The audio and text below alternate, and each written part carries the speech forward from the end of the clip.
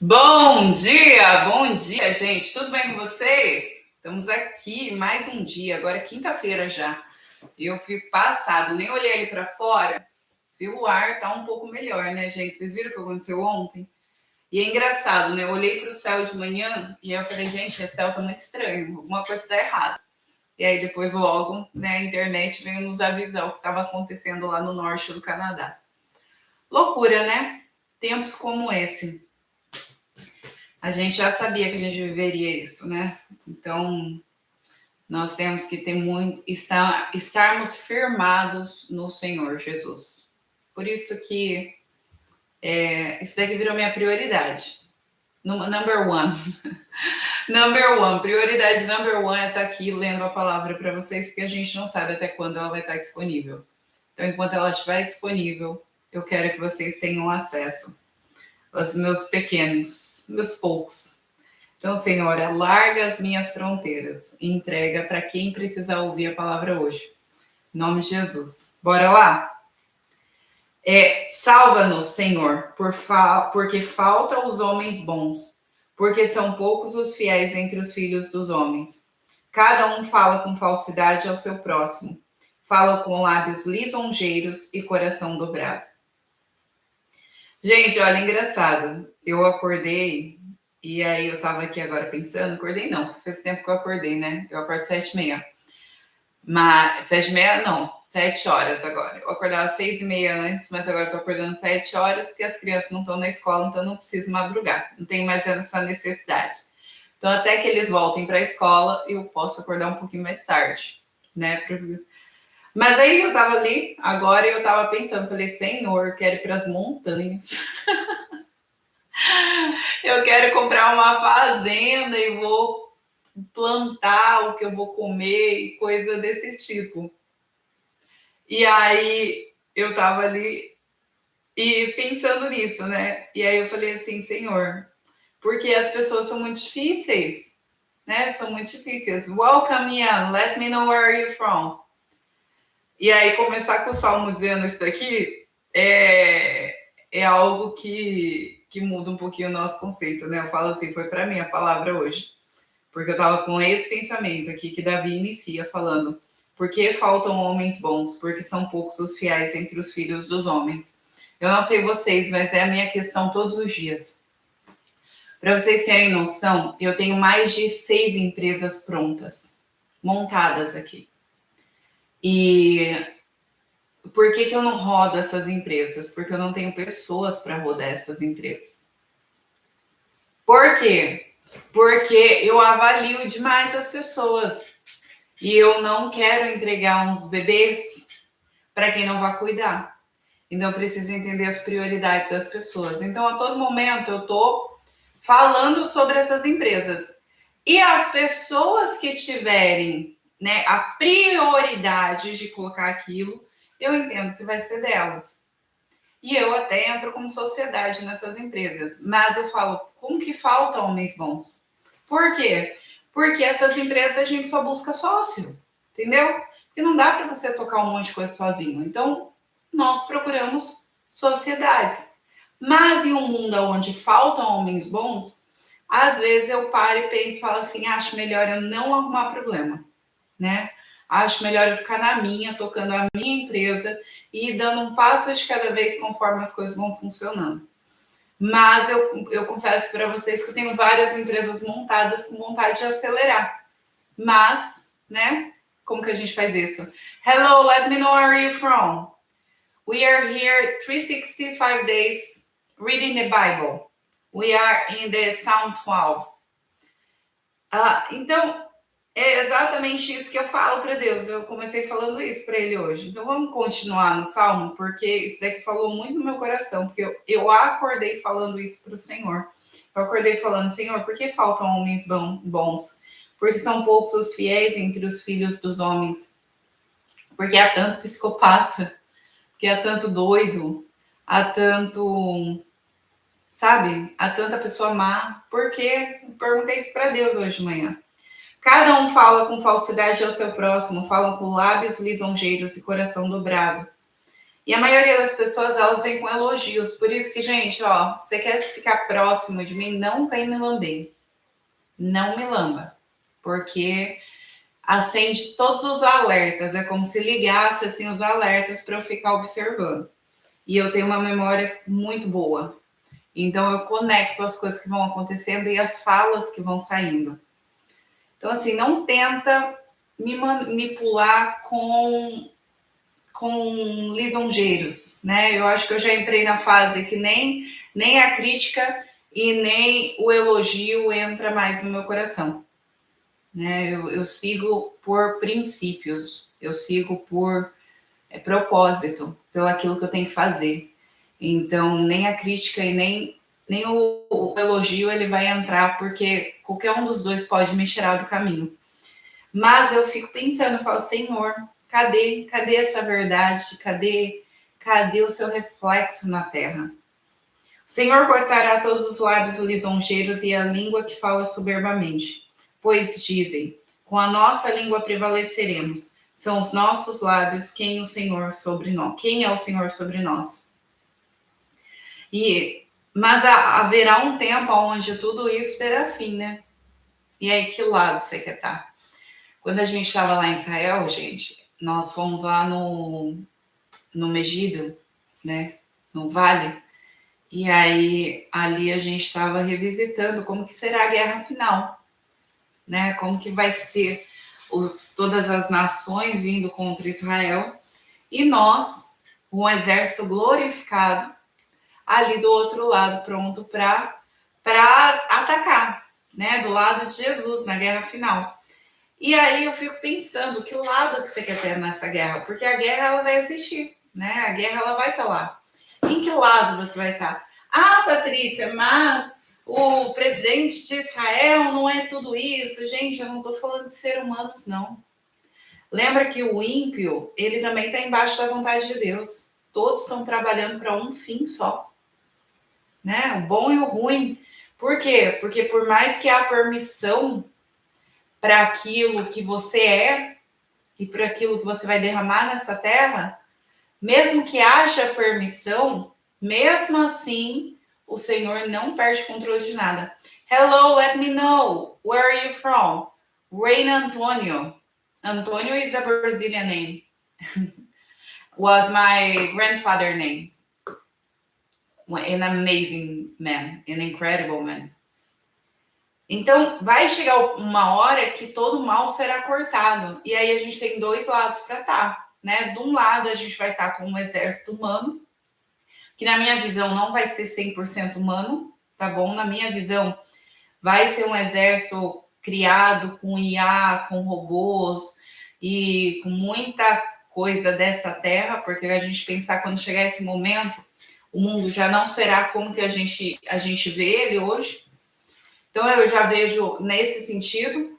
E do outro lado, um exército glorificado pelo Senhor. Nós que subimos e já descemos, subimos e descemos com um corpo glorificado, né? E por isso que lá em Salmos 91 diz: 1000 cairão à minha direita, 10.000 à minha esquerda. Por quê? Porque eu terei um corpo glorificado para essa santa guerra.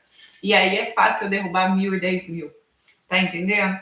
Então, eu quero que você visualize esses momentos, porque pode parecer que hoje não há justiça para aqueles que são filhos do diabo, que são os mentirosos. Por quê? Porque o único pecado que tem filiação é a mentira. Então, quanto mais você mente, quanto mais você finge ser algo que você não é, mais você está chegando ali na sua filiação, mais relacionamento com o diabo você está tendo. A gente não fala de relacionamento com Cristo, de relacionamento com Deus. A gente não está lendo Salmos para mostrar esse relacionamento com Deus. Então, a mentira é o relacionamento com o diabo. Então, só há dois lados, gente. Não tem meio caminho. Não tem mais ou menos. Não, só tem sim ou não. Seu sim é sim, seu não é não. E a gente tem que entender essa vida que tem que ser binária. Eu acho que a gente vive numa vida onde tudo se tornou tão flexível, tudo pode, tudo me convém.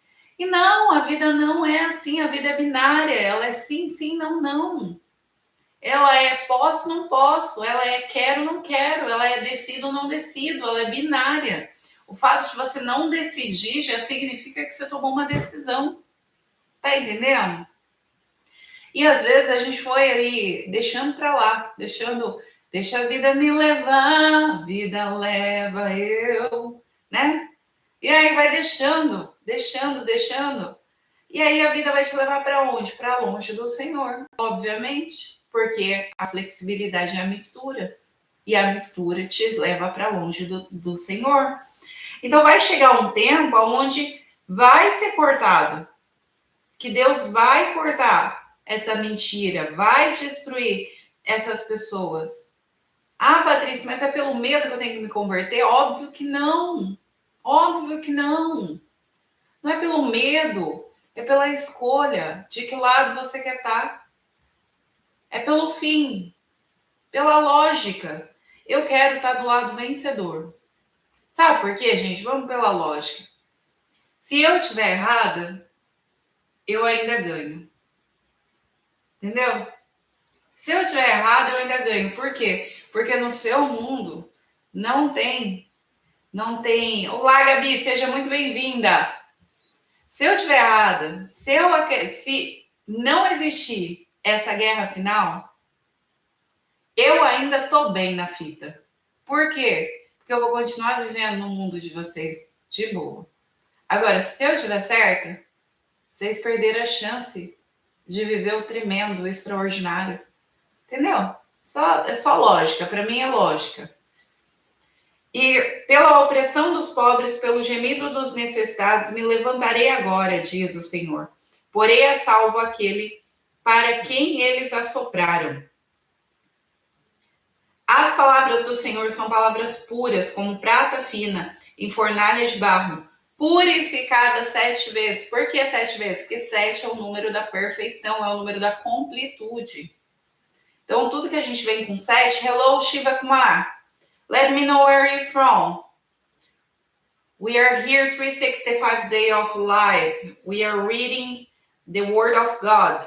The words of the Lord are pure words, as a silver tried in a furnace of earth, purified 7 times.